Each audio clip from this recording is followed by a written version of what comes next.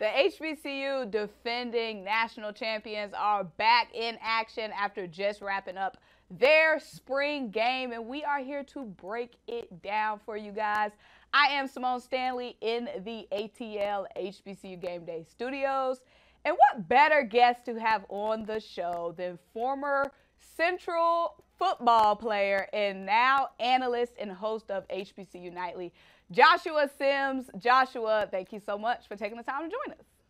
Man, thanks for having me back on, Symone. Man, you guys look great there in Atlanta in the A-Town. All right, I'm here in the QC. Definitely represent for them defending gems. Is that what y'all call Charlotte now, the QC? That's new to me. I think it's always been the QC, short for the Queen City, but, I'm from Winston-Salem, so we really don't care too much about what they call it anyway. So I've definitely heard the Queen City, but I've never heard anyone say QC, but it's been a minute since I was in the 704. So, y'all come up with something new all the time. Yeah. It happens. Listen, I'm a transplant here. I moved here, so I'm catching up on all of the lingo, all the little nicknames. And making your own up, catching up and making up your own like QC. Yeah. It's only right.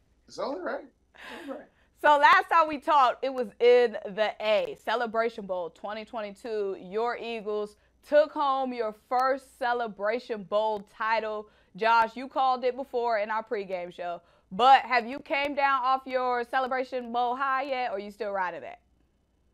It depends. It depends on the day of the week. It depends on the weather. Depends on, if it's a Tuesday and it's raining, not really so much. I ain't on it. But if it's a Thursday or a Friday and it's sunny, and the clouds is barely in the sky. Oh, dog, I'm talking about that. I ain't coming down off that. Not yet. We still got some time before we got to start to defend it. But, right now I'm still somewhat on an electric high right now after the national. Now, after Easter, spring games are wrapping up, the transfer portal is open. I think you can come down off that high. It's time to defend. Turn down for what? What am I gonna turn down for? Huh? We the national champs. Huh? What'd you say? School down the highway. What did y'all say? Huh? We the national champs. Yeah. So what did you think about y'all rings?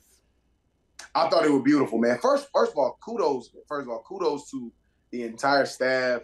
I don't know who was involved in designing the ring, the entire process and all that stuff. But whoever was involved in that, the entire process from designing the ring to picking out the colors, picking out the overall landscape of, man, it is a beautiful ring, but also, allowing for the fans and the alum to be involved in it as well was good, man. They had fan rings as well, which was like, man, that's amazing. So, all encompassing, all fully fluent process, and everybody was engaged. We had a chance to see some of the rings. I had a chance to see some rings Saturday when I went. Some of my former players that I coached back in middle school who play on North Carolina Central's team showed me their rings. Some of the coaches showed me the rings, man. It was absolutely beautiful, man. So shout out to 1801 Fayetteville Street, man. Probably the most beautiful national championship ring that has come through the Celebration Bowl, by the way. Okay, so I'm hearing a lot of show me the rings.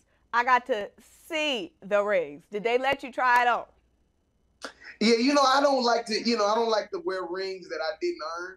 You know what I mean? So, most of the time I wear my wedding ring. I earned that. You know what I mean? When I played at Central, we didn't win enough games collectively to even get to sniff a ring. You know what I mean? So, but that was because we were transitioning to Division I when I was at North Carolina Central. So, but yeah, I try to make a practice of never wearing rings that I did not earn. So whether I was a coach or a player or now as an analyst and working on this side of it, I don't wear people's rings, man. I didn't earn it. So it's their ring, and I think it's a bad juju that come with that. All you had to say was nobody would let you try it on, Josh. That's it. Man, they was all passing me the ring. They asked me if I wanted to put it on and show it on HBCU Nightly. I was like, nah, I can't do that, man. We're trying to repeat. All right, we're talking about repeating, and you guys had your spring game. You were very excited for what you saw from your Eagles. So let's break it down, starting with the offense that was electrifying last season, averaging over 35 points per game in the regular season and carrying that over into the Celebration Bowl. This was all behind quarterback one, Davius Richard, who is now a senior, a dual threat guy. What did you like from what you saw from QB1 at spring game? Yeah, man, in a limited sample size, Davius showed what we all know Davius to be, man. This is the most dynamic and the best dual threat quarterback in the country, bar none. I've been on record to say that multiple times. I'm not coming down off of that. But it was really, really interesting to see, what this offense is going to look like once the Davius Richard era ends at 1801 Fayetteville Street. We had a chance to see Walker Harris really sling the ball around a lot this past weekend, and then had a chance to see some of our younger guys that are behind him. We won't have any lag off. Davius Richard, we're still in the Davius Richard era, and we're still looking to be able to repeat with QB1 there behind the helm, but we won't have any lag off, man. After the Davius Richard era ends at North Carolina Central, we're going to be in good hands, but for right now, we're still in the best hands. We almost like Allstate. We in the best hands right now, so we're going to continue to keep being there. I don't like that free promo, though, Josh. Come on now. Free promo? We don't do that over here. Listen, man, we got a kid right now, our punter, Juan Veraldo, who has an opportunity to join the Good Hands team for his work in the community as well as his work inside the classroom. So I figured I'd throw a little slight pun in there just to see if we can get him over the top, get him to that All-American status. And you already got on the All-State shirt, because that's the shirt he used to wear on the All-State commercials. So that is. I could have went red then Garrett, but I ain't want to do all that. Well, we love to see it. We knew it was going to be no drop-off with Davius Richard. But when we talk about the running back room, you described the running back room as thunder, lightning, and a little bit of rain. What did you see there? Yeah, man, it was very, very encouraging to see a third member join that thunder and lightning crew, what I call the weather crew. Jamari Taylor and the Trail Mookie Colliers, man, we already know what we have with those guys, man. It's going to be interesting to see those guys really, be that running back tandem that we got used to seeing last year. But insert the little sprinkle of rain in Arthur. I forgot, man. I know he's a junior. I had a chance to meet his dad at the spring game, man. And this young brother is dynamic. A one-cut back who can be able to make anybody miss inside it on the first level. And once he gets to the second level, man, he's looking to make another guy miss or run you over and try to take it into the end zone. So to add that third sprinkle of rain in there, man, to join Mookie Colliers and Jamari Taylor, we're looking forward to this kid, man. I think it's Arthur Campbell, man. I think he's looking very, very promising as a third back into that running back room. And then I'm hearing there's some other backs, man, some other backs who, young guys who are hungry, who right now are getting a chance to kind of sit behind these three workhorses and learn the playbook, learn the system. And we're looking forward to them being able to get some opportunities as well. When we look at the wide receiver room, there's two guys with the last name Smith. So the Smiths are getting it done at pass catching. What did you like from what you saw from the wide receiver corps? Well, listen, man, the Smith & Smith law firm of Andrew Smith and Devin Smith was on full display. There was a series during the spring game where I think Devin had caught maybe 4 or 5 passes from Walker Harris in a row. And some of them in short form, some of them kind of middle of the field, quick passers that he could be able to make somebody miss. And, man, Andrew Smith is what we always saw, man. He's a top off the field, wide open. If he gets open, man, he's going to make a guy miss. Great route runner, knows how to get hands off of him inside of the blocks, does a really good job of being able to sell his route inside of the route, at the top of the route. This is a fully versed, and now, these young pups who a couple years ago were freshmen, man, these guys are now juniors, and they're almost unrecognizable, Symone. They really are. You can tell these guys have gotten into this strength and conditioning program, have 100% bought in. They've gotten bigger. They've gotten stronger. They've gotten faster, better with their hands. I mean, it is really, really encouraging to see. And then there's some other receivers inside of that group, man, who are coming along. Young brother out of Durham, man, number 88, man. I saw you, young brother. We needed some size. I think North Carolina Central was missing another guy to be able to come back that was 6'3", 6'4", that can be able to take the top off the field, that can stretch the field for us. And I believe we found it in the young brother, number 88, man. I didn't get a chance to talk to him after the spring game, but I did get a chance to talk to Devin Smith, and Devin had a lot of great things to say about the young receivers who are inside the room now, too. And it all starts up front on the offensive line, and you described the Central Eagles offensive line as a mix of youth and depth. I don't think there's a better adjective to describe an offensive line besides depth, especially throughout the long season. Guys goes down, other guys have to be able to step up. What did you like from what you saw in the offensive trenches? Yeah, man. This offseason, we lost a few guys on the offensive line. That dominant offensive line that everybody saw on national television for the Celebration Bowl. A lot of these guys either graduated, headed on their way to play professional ball, or they decided to take, one of our guys decided to take his talents elsewhere in Corey Bullock. But other than that, man, you lose guys like that who are 2 or 3 year starters, and you hope that you have some guys behind them that would have gotten enough playing time and enough experience to be ready for the limelight. Some of those guys kind of set out Saturday during the spring game, but we had a chance to see some of these freshmen and sophomores that were inside of that litter that, man, we are very, very impressed with these young guys, man. And shout out to Coach Cedric Williams, who's the offensive line coach. Coach Williams got that group, man, ready to rock and roll. And we are extremely excited to see how this young group kind of matriculates, how they mature as the season goes along, as they get a little bit more time. But you're absolutely right. I mean, I felt like was the perfect adjectives being that they are young and they will have something to prove, but it's depth. It's a lot of guys inside of that offensive line room, and we're looking forward to seeing them be able to get off the chain and do their thing this year. Okay, you got us excited. So it looks like it'll be no drop-off. Let you tell it with the Central Eagles offense. Now, you guys were known for that side of the ball last season, so let's talk about the other side on defense. In the trenches, what did you see this past Saturday? Well, this Saturday, man, again, man, in small sample size, again, the same thing we saw on the offensive line is the same thing we saw on the defensive line. Those guys that we know who are ready, and it's almost like a completely different thing, man, this year from an offense and defense standpoint. Where it was last year, we had all of our answers, going into the spring game and going into summer and going into camp on the offensive line last year, and we had a lot of questions on the defensive line last year. This year is opposite. Now we have all of our questions answered on the defensive side, on the defensive line, and we have all of this depth through the defensive line. Added some guys, got to transfer in from Virginia Tech, got to transfer in from the school down the highway to add to what we already had in Quintet and Mansfield and Jaden Taylor. I'm always sprinkling that in. You can't give them respect when they're transferring to your team. You can't call them by their real name. Listen, I have so much love for Carter Cobble, who transferred over to us from the school down the highway. I have so much love for that young brother.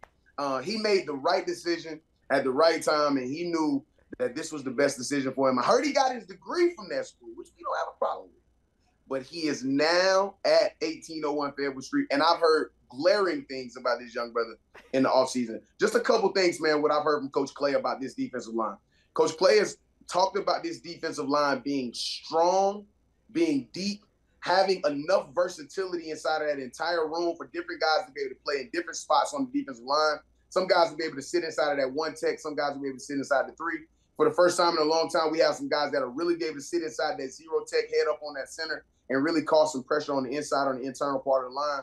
And I think for the first time in a long time, we have real, true edge rushers on that defensive line. So It's going to be exciting to see.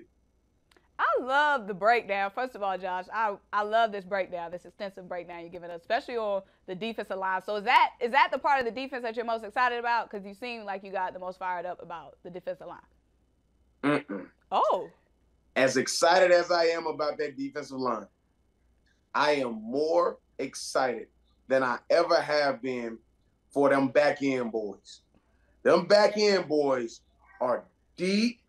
They are tall in certain spots. They're short in certain spots. They're quick and rangy in certain spots. They cover the field very well in certain spots.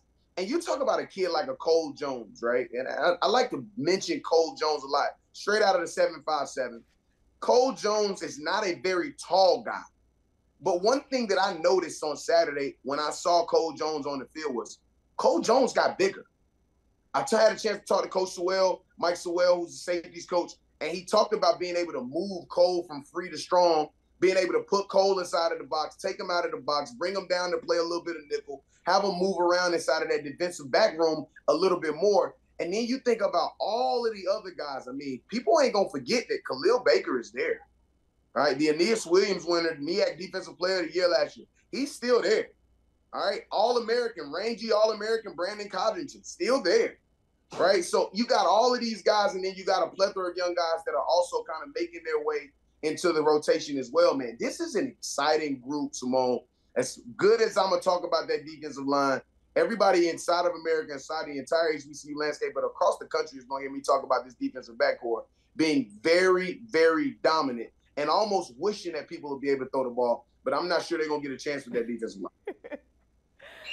Let's talk about the guys in the middle, the linebacker group. What did you see from them? You know, Jakai Brevard, Max Urin. Max Urin did not play Saturday.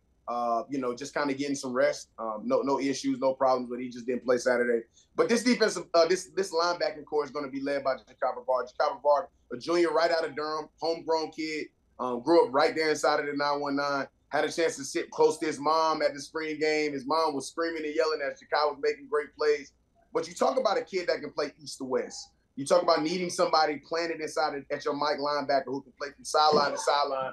That's what you get there with Jakai Brevard at Mike, at the Mike linebacker spot. Jakai can move inside of the box. He's gotten much bigger. I had a chance to see him during the basketball season inside the gym, and I was like, man, this ain't no way. It's the same kid that I saw when he was playing middle school football, man. But this kid has gotten bigger. He's gotten much faster, much stronger. And this is just a testament to a kid who's just bought into the program, man. Jakai Brevard is a guy that you want inside of your program. He's bought into the program. He's serious about North Carolina Central football. And his family and his parents are all wrapped up in the NCCU. So it's good to see this young brother doing what he's doing out there. Okay, so let you tell it. Y'all got the offense down. Y'all got the defense down. Sound like y'all going undefeated. Look, man, I've gone on record and said this, man. You know, I come on HBCU game day and I make prognostications. And this is an opportunity for me now in April to make another prognostication. Last time I was with you guys, I told you guys we were going to beat Jackson State, that we were just better. Okay, now it's time for prognostication number 2. America, North Carolina Central University may not lose a football game this season. If they do, it'll be to somebody that we don't normally play against on a normal situation. And if you go look at our schedule, you'll know exactly what I'm talking about. But everybody else better bring your lunch pail, better strap that chin strap on a little tighter, better make sure that helmet work, because we bringing the pain, baby. So y'all sweeping the MEAC? Oh, absolutely. Listen, I don't want to just say it like that, like it's not going to be competitive. Well, you did just say it like that. Oh, absolutely. I did just say it like that, but look, man, programs get windows like these all the time. I think we're inside of our window. I think that if you look at the MEAC, it's a top-end, top-heavy situation. The top half of the MEAC is right now is North Carolina Central and Howard. I had a chance to hear about how good Q Will looked up at Howard in their spring game this weekend. They've got an incredible running back room as well. They got a big, solid, strong offensive line as well. You know, they got probably one of the best defensive back cores in the conference as well. But it's when you look at a fluentness at the fluidity of the entire team, it's hard to be able to overlook what we have there in North Carolina Central. And then that third team, man, you got Morgan State, what I believe to be Morgan State or South Carolina State. Only time is going to tell. Did South Carolina State figure out the quarterback room? Has Morgan State figured out the quarterback room? You know, there's a lot of big questions. But if you look at the top of the MEAC, it's the team that have the quarterback room figured out that's going to probably be at the top. The subtle shade just has me weak. Like, that's just a little thing. Do they have a quarterback? Like, that's not the main thing. And y'all toting Davius Richard. Yeah. You know, he's, most dynamic, best dual threat quarterback in the country, bar none. I've said it 100 times. I say it 100 times more. All NFL scouts that watch HBCU game day, that love to listen to this content and be able to gain the insight that you guys need about the players that play inside of our leagues. Listen to me. If Davius Richard is not on your board right now, you are doing your organization a disservice. He should be on your board. 6'4", 215, 220. He lifts with the linebackers. He lifts with the defensive line. He has a cannon for an arm, and he's the best dual threat quarterback, meaning he's just as dangerous with his feet as he is with his arm. He is the most dangerous quarterback in all of the country. Doesn't matter if you're talking FBS, FCS, Division II, Division III, NAIA, or you're talking about Pop Warner football that's played on Saturdays. This kid is dynamic. And I promise you, if you would just add him to your scout board, come to 2 or 3 games this season, take notes, see how this kid has a command over the offense, how he does not get rattled, how he's probably the most humble kid with the best skills I've probably ever seen, man. This kid is incredibly humble. But this is a game-changing quarterback that if you add him to your organization next year on draft day, you will not be sorry. All right, let me ask you this lastly, Josh. What was the vibe like at spring game between the players? Because a wise man once said, hungry dogs run faster. You guys got the bling bling. You got the diamonds on you dancing. You won your first ever celebration bowl. You might be, the players might be letting their foot off the gas a little bit. What was the mentality like? Were they still them hungry dogs you saw at the beginning of last season? Well, one of the things that stood out to me from the jump was that nobody was wearing any national championship paraphernalia at the spring game. The coaches weren't wearing "We're the Champions" long sleeves. Even the staff that was up in the box, they weren't wearing shirts that said "We won, yay, we're gonna try to do it again." The referees wasn't holding the whistle because Davius was back there. There was an atmosphere, and if you ask Coach Trey Oliver, did we even win a national championship? He's probably at this point under the understanding, and he's operating like we didn't win at all. And it is very, very scary. What I saw from that defense, normally when you see a national championship team, especially when you get to a spring game, these guys are kind of taking a little bit off. They're not being very fortuitiveness. And you just don't see that fortitude that you're used to seeing from teams that have a championship mentality. Well, what I saw Saturday from that defense was incredible. I tweeted it out that this defense is fast, but they are violent. They were trying to take their comrades' heads off. I talked to Brandon Codrington after. He said, we got tired of hearing that the offense was who carried us last year. So we took a mentality going into the spring that we're going to get the credit that we deserve as well. That is a scary mentality. You're already talking about a defensive coordinator in Courtney Core who he's very quiet. He wears hood around the building. He probably opened umbrellas on the inside of the building. He's just one of those type of guys, one of those defensive coordinators that just, when you talk to him, he don't show very much emotion. He don't got a lot that he need to talk. Even when I tried to go and give him some dap, man, that's a big brother of mine. He kind of gave me some dap and said, and just blew me off. It's just one of those type of atmospheres. So you can tell that the atmosphere there at North Carolina Central is we are not the hunted. We're going to continue to be the hunter. And it's going to start on that defensive side of the ball this year, which is incredibly scary, knowing that what we already have at quarterback, this is going to be scary. Well, we can't wait to see it. And now the Eagles, last season, y'all were flying under the radar as the underdogs. Now y'all are the top dogs, the team to beat. So y'all going to be hunting, but y'all will still be the hunted this season. But, Josh, thank you so much for taking the time to come on here and break it all down for us. Man, this was an absolute pleasure, man. Symone, anytime I can come on here and talk ball on the #1 platform in all of the land, man, I always will come here and talk about it, man. So I appreciate you guys even having me. And we're going to keep talking ball, man. Y'all know I'm coming back to HBCU game day because I make all the good prognostications here with y'all. We definitely got to have you back over here to talk about your MEAC counterparts because, believe it or not, Josh, y'all do have opposition. It is some other good talent in your conference. That's right. You're absolutely right. I mean, what I'm seeing at Howard, what I've heard coming out of Orangeburg, South Carolina, it's scary enough for us to have to pay attention. What I'm hearing coming out of Baltimore, Maryland is scary enough for me to have to pay attention. And listen, do not look over Lee Hall in Delaware State. Coach Hall has a reputation of being a dynamite head coach. He's an extremely disciplined coach. He's a player's coach. He's a great guy to play for. I had a chance to play against him when he was coaching inside the conference as well. So Coach Hall is going to be he's not going to be something to play around with. So look forward to Delaware State. And, we do have a North Carolina Central graduate as the head football coach in Norfolk State, and Coach Dawson Odom. So much love to him too, man. I'm looking forward to seeing what they're going to look like too. Oh, now you want to show love. Now it's the end of the show. You done talking about your top. It's Eagle Pride, man. Dawson Odom, baby. Wait, listen. It's Eagle Pride, baby. I don't want you to lose. You just can't win when you come home. Well, we appreciate it, Josh. Thank you again so much for the time, you guys. I am Symone Stanley. He is Josh Sims. This is HBCU Game Day in the ATL studios. Thank you guys so much for joining us.